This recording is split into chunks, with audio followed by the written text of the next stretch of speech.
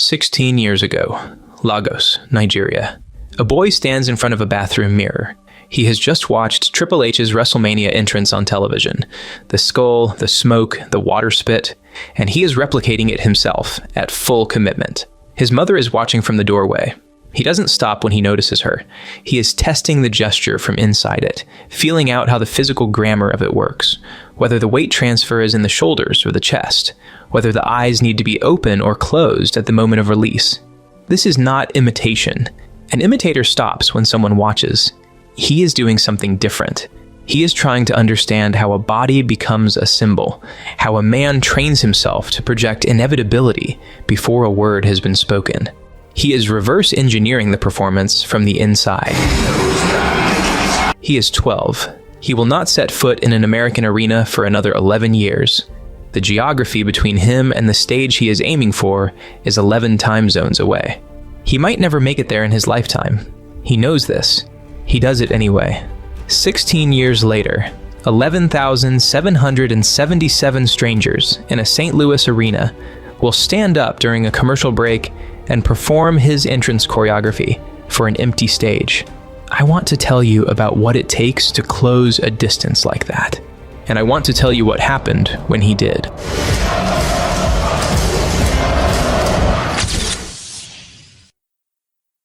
Murfreesboro, Tennessee, February 2018. The lights hum because nothing else is making noise. A 19-year-old stands alone in an empty athletic facility. There's a camera on a tripod, a phone propped against a water bottle, playing a YouTube clip of a Finnish Olympic shot putter on loop. He watches it.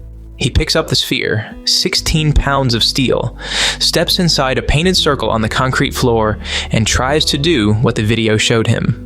Then he films himself, watches the footage back, finds the error, watches the Finnish athlete again, steps back inside the circle.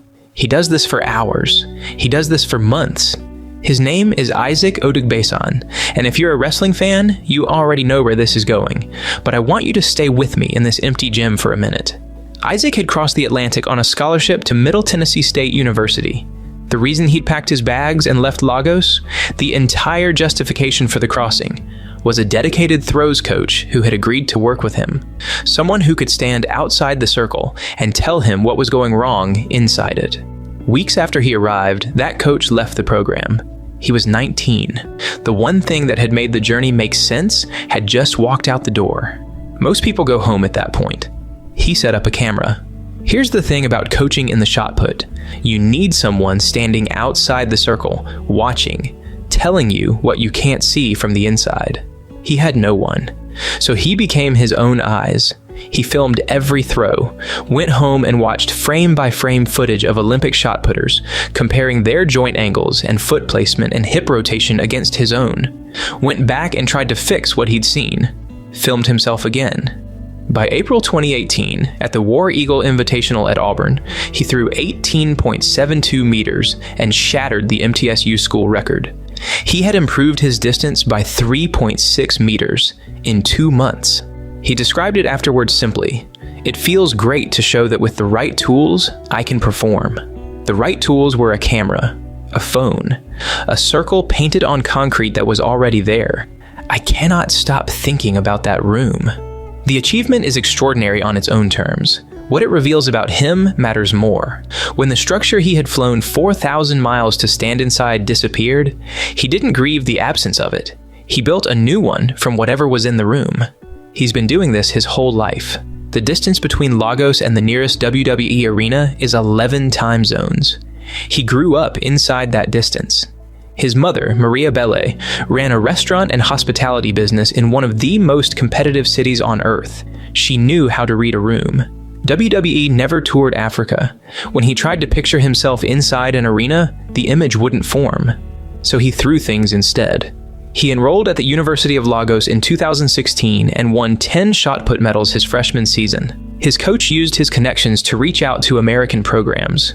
MTSU offered a scholarship. In the fall of 2017, Isaac Odugbeson packed his bags and got on a plane. You know what happened next. Alabama reached out to me. The money offer was good. The coaches were good. They were slated to win the next SEC championships at the time. He transferred to Alabama in 2019. He won the SEC indoor title in 2021 and defended it in 2022. Added the outdoor crown. Posted a personal best of 20.85 meters at the NCAA East prelims, ranking him 36th in the world. Then he ran into a number. The Olympic qualifying standard for men's shot put is 21.10 meters. His personal best? 20.85. 25 centimeters. Less than 10 inches. He chased it through an entire competitive season and never closed the gap. He graduated in June 2022 with a Bachelor of Fine Arts. Portraits, landscapes, structures with clear edges. I'm a visual arts major.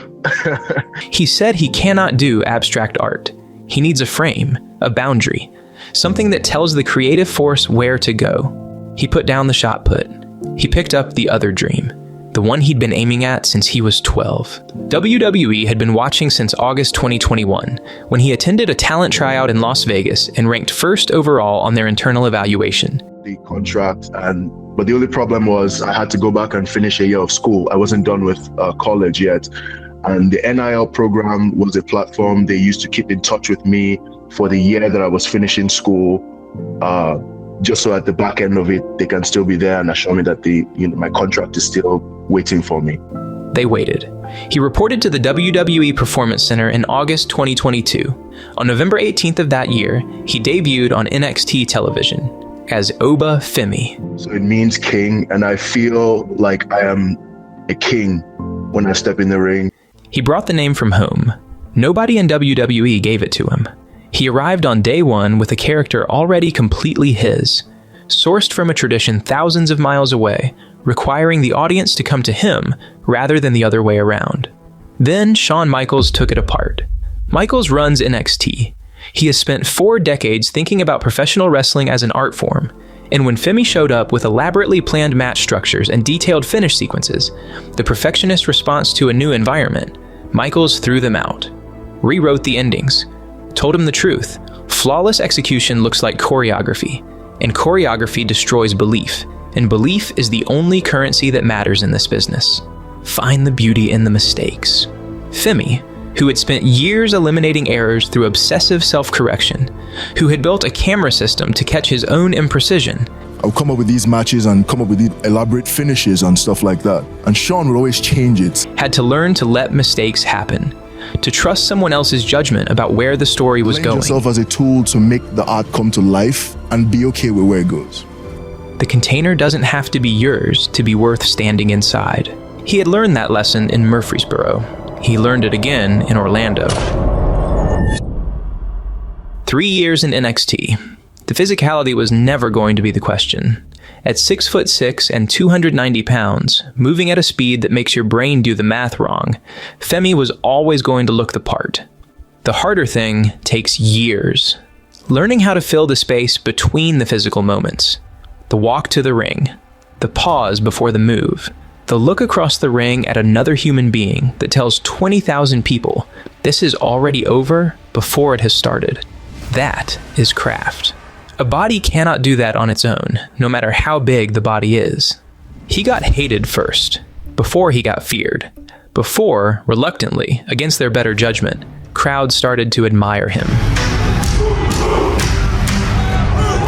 That arc, from hatred to dread to the kind of awe you feel towards something you cannot quite argue with, is one of the rarest things in wrestling. He made the whole trip in 3 years. 273 days as NXT North American Champion, the youngest in that title's history, the first graduate of WWE's NIL program to win championship gold, 2 NXT championship reigns. On January 6, 2026, at New Year's Evil, he defended the NXT championship against Leon Slater and won. Then he walked to the center of the ring. Did you see what Oba just did? What? No. The belt sat on the mat. His back got smaller as he walked up the entrance ramp. The second circle had given him everything it had to give. He knew when to leave. Which brings me to the moment that clarified everything. April 3rd, 2026. SmackDown was in St. Louis. During a commercial break, the dead air between segments, the part of a broadcast nobody is supposed to remember, The production team played his entrance music in the arena. Femi wasn't on the show. He wasn't scheduled.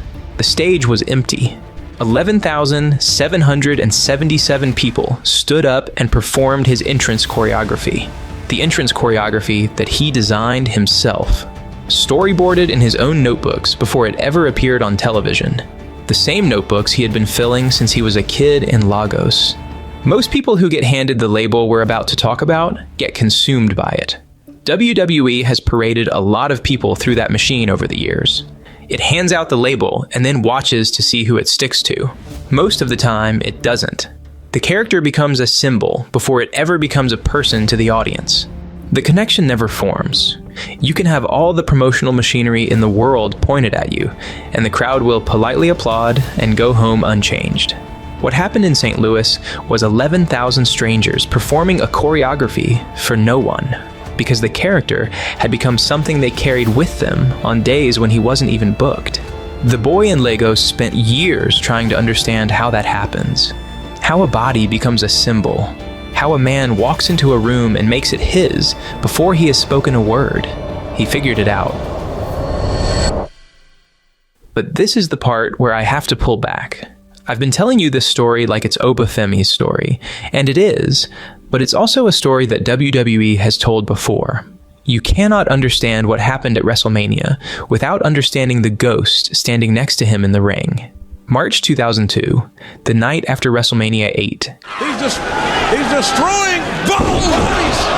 That would tell a story to all the fans and to everyone watching about what would become and what they were about to see with Brock Lesnar. I'm happy to have a small moment in that part of history and a part of the business that would usher in a new megastar. He's 6'3", 285 pounds.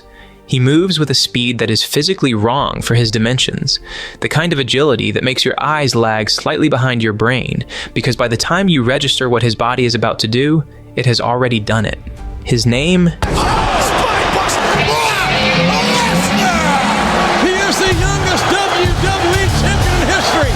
His advocate is Paul Heyman.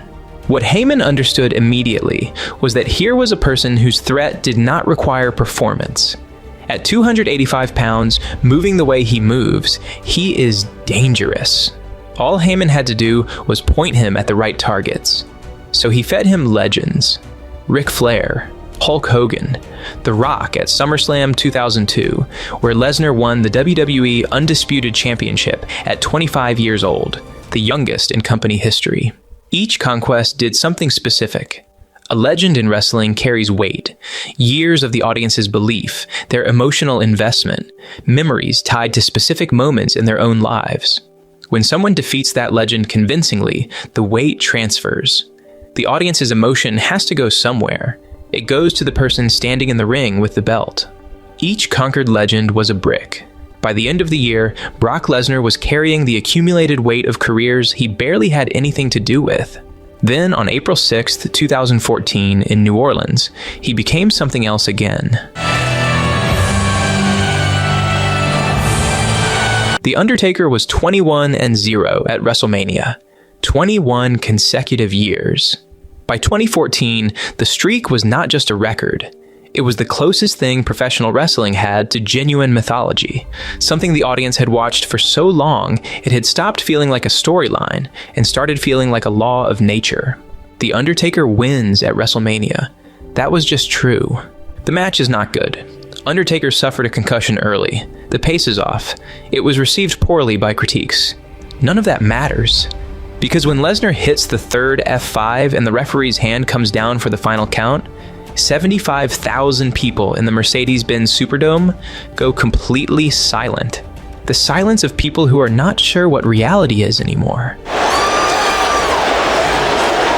The graphic goes up, 21-1. And everything that had accumulated over 21 years, every emotion the audience had invested in that unbroken record, every Sunday night they spent watching that streak grow, transfers instantly, completely, to the man standing in the ring. Lesnar has been carrying that moment ever since. New Orleans follows him everywhere. He's 48 years old now. 10 world championships. The man who ended the most sacred streak in the history of the business. He isn't a character, he's architecture, and Paul Heyman built every brick of it.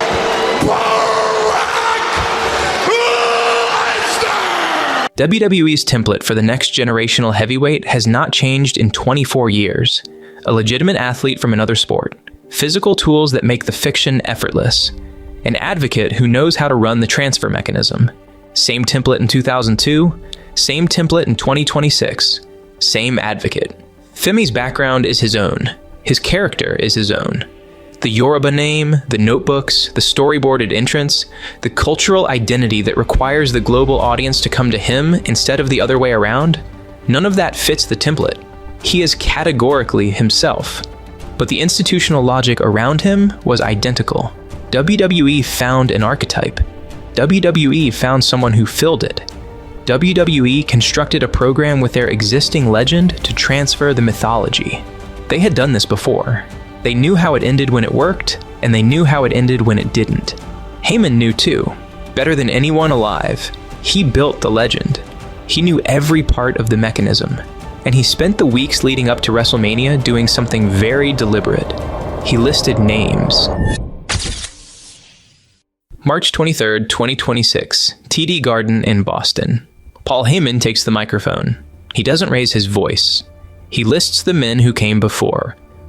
Well, there was Goldberg. Well, no, it wasn't Goldberg. There was Braun Strowman. Well, no, it wasn't Braun Strowman. Oh, there was Dean Ambrose. But no, it wasn't Dean Ambrose.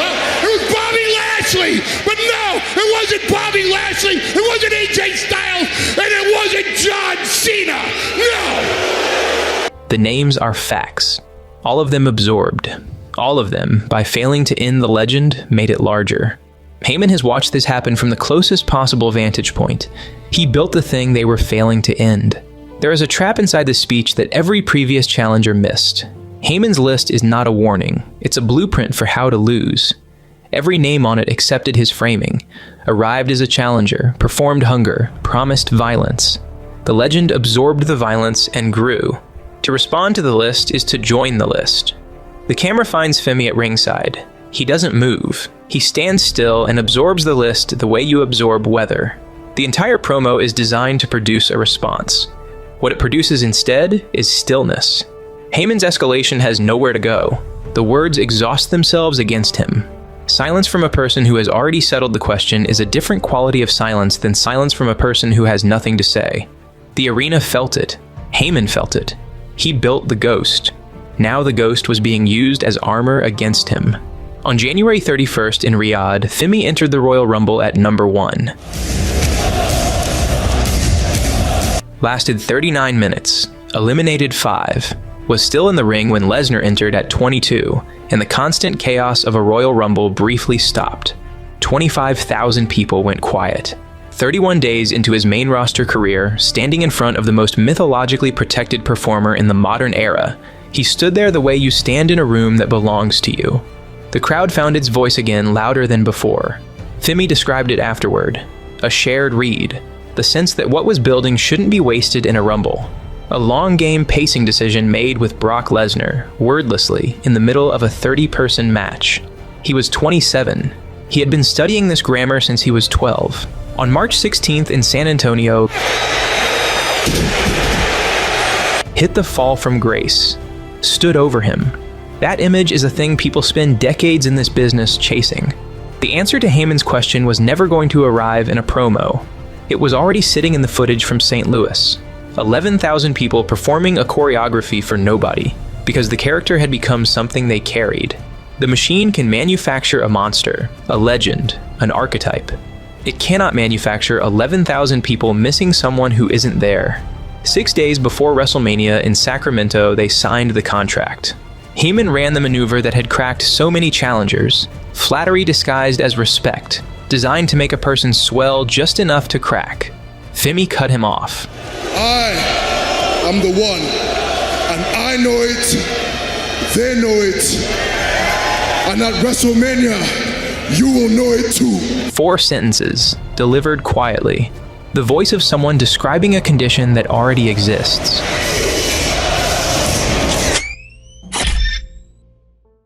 April 19th, 2026, Allegiant Stadium, Las Vegas. 50,000 people. Opening match, WrestleMania 42, Night 2. Bell rings. Collar and elbow at center ring. Lesnar has won the opening exchange in every major match for 24 years. The first tie-up is where he establishes the hierarchy, against Hogan, Rock, Undertaker, everyone. The audience has been conditioned to it for 2 decades. Tonight it doesn't set. Lesnar pushes. Femi doesn't move. The lockup dissolves into a stalemate, and in those 10 seconds, the entire building recalibrates. The first exchange is a statement of terms. Tonight, the statement comes back unsigned. Shoulder thrusts in the corner. The pistons that have broken ribs before. The standard opening to the beatdown. Femi absorbs them, expressionless. Shoves Lesnar across the ring and tilts his head back and roars. That roar is a condition report aimed at the crowd, past Lesnar entirely. He is in a room that belongs to him. He is telling 50,000 people, not the man across the ring. 50,000 people respond with a volume that confirms it. Lesnar throws a clothesline. Femi stays rooted. A second. Femi stays rooted. Femi clotheslines Lesnar, and Lesnar falls. And for the first time in living memory, Lesnar backs away from a ring with his hands on his hips. A human gesture. Something a person does when they're trying to figure out what just happened. The Oba chant starts.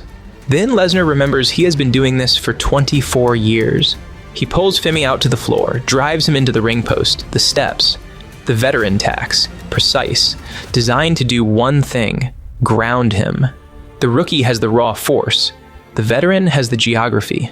Suplex City. 3 German suplexes that have ended world championship matches. The boos start. Here's what the crowd doesn't know. Femi knew this sequence was coming.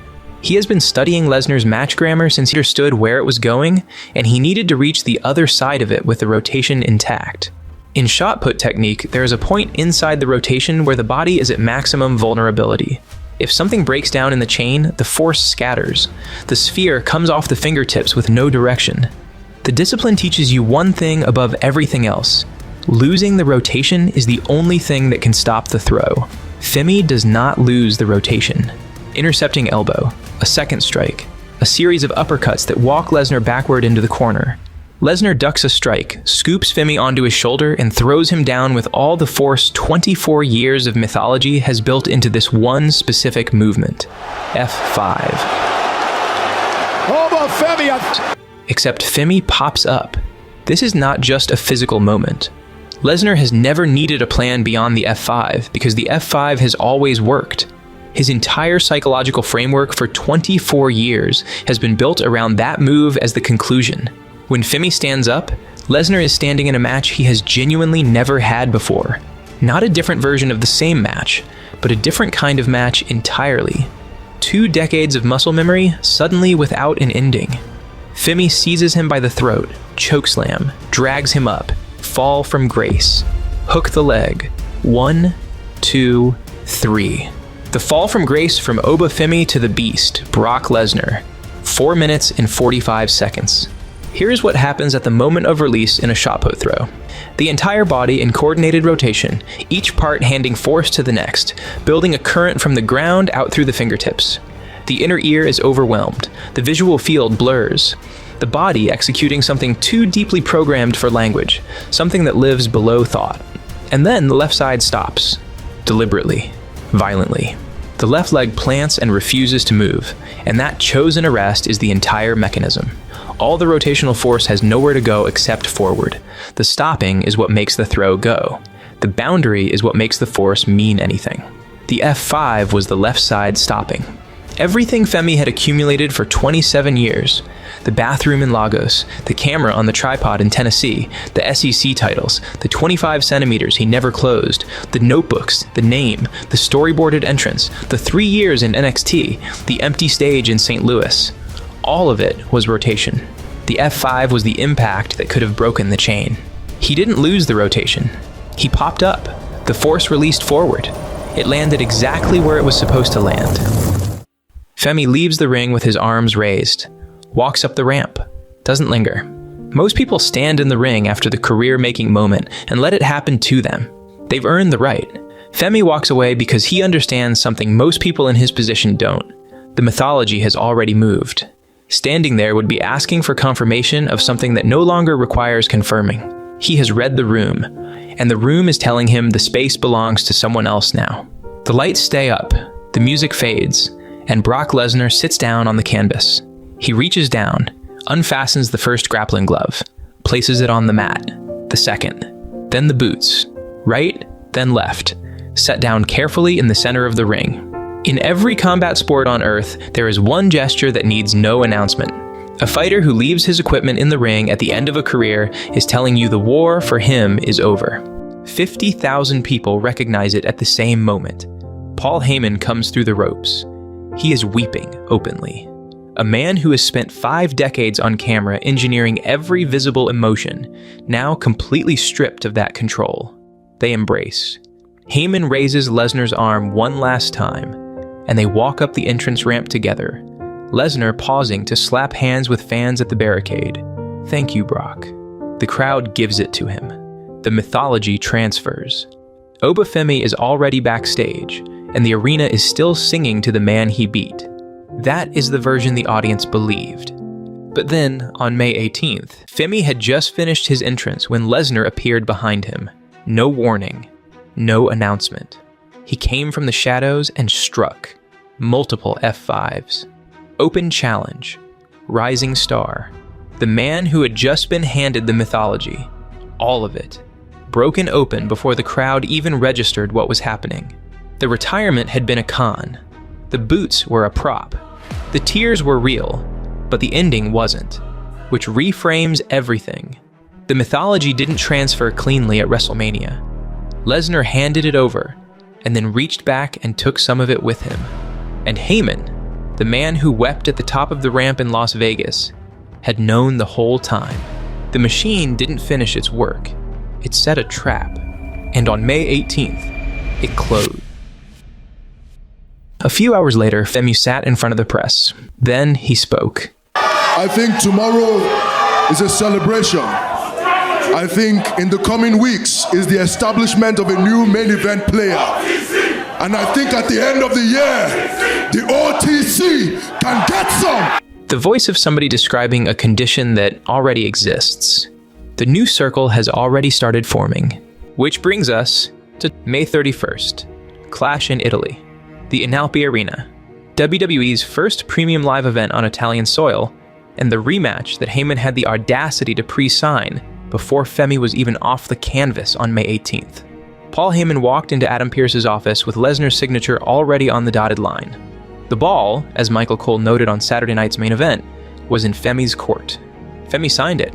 Of course he did. His character is openly inspired by Thanos from Avengers Infinity War. He said this himself. He cited, "Dread it, run from it, destiny will always arrive," in promotional material, framing his championship pursuits not as athletic contests, but as inevitable events. The ruler doesn't threaten, he describes, he informs. The Thanos comparison has a breaking point though. Thanos loses because he doesn't course correct. He is too certain of his own logic to recognize when the logic has failed. Ricky Saints read that certainty as a tell, and solved him for one night in September. Femi watched the footage, found the error, stepped back inside the circle, and won it back in December. Lesnar's blind side on May 18th is the same mechanism. Different attacker, higher stakes. The gap between what happened and what he intends to make happen is the measurement he will spend the next 13 days closing. Thanos would not have done that. Thanos does not own a camera on a tripod. The story of his life is not the story of a person who might stop correcting. He has been doing that his whole life, and there was never any real reason to believe he was going to stop doing it on the biggest stage in the business. That boy in Lagos never stopped existing when Oba Femi was born. That's what I got wrong. What happened at WrestleMania was the boy and the king in the same body at the same time. The king walked into Allegiant Stadium and met Brock Lesnar at the center of the ring without blinking. The boy felt the F5 coming before Lesnar had committed to it, and he was already moving. The certainty got him there. The self-correction got him up. The character that is walking around now is something newer, harder to name, Whoever it is, he came from a bathroom in Lagos 16 years ago, and a gym in Tennessee 8 years ago, and a circle painted on concrete, and a camera on a tripod, and a phone propped against a water bottle playing a Finnish Olympic shot putter on loop at 4 in the morning in the dead of winter. He came from the decision, repeated thousands of times, to step back inside the circle after finding the error. If you're not a wrestling fan, I want to thank you for sticking around, and I want to tell you that what I love about this medium, what has kept me a fan for my whole adult life, is that it can do this. It can take 2 bodies in a ring and 50,000 witnesses and transfer a mythology that took 24 years to build from one person to another person in under 5 minutes. And you can watch it happen in real time, and you can be changed by it. This is a made-up sport. It is also somehow honest, in a way almost no other entertainment can be. And if you are a wrestling fan, friends, I'll tell you what I think I'll remember about 2026. Not the corporate reshuffling, not the business noise, not any of the week to week. I'll remember a boy in a bathroom in Lagos, standing in front of a mirror, trying to understand how a body becomes a symbol. Somewhere, tonight, there is another one of those boys, or that girl, standing in another bathroom in another city, in front of another mirror. The circle is already painted. She's stepping back inside it.